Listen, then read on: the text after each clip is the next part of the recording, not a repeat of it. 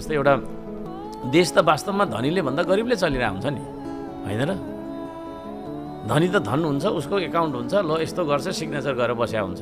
तर जस्तै घरै बनाउनु पर्दा पनि होइन, इन्जिनियरले पनि नक्सा मात्रै कोर्ने हो, बेल्चा कसले हान्छ? पहिलो इँटाको पहिलो ढुङ्गा कसले भयो त्यहाँनिर लगाउँछ? मजदुरले। अनि त्यो मजदुरको बारेमा सरकारले के नीति अप्नाएको छ यो देशमा? छैन।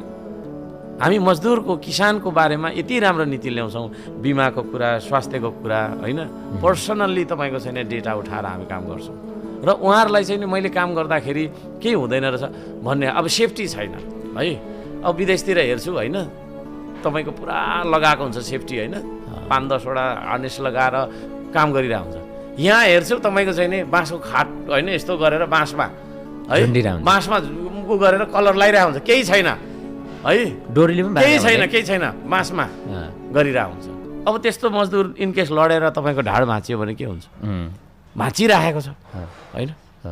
ती मान्छेहरूको ढाड भाँचियो, खुट्टा भाँचियो भने उसले काम गरेर भरे बेलुका चाहिँ चामल लगेर जानुपर्ने र खुवाउनु पर्ने बालबच्चा के हुन्छ?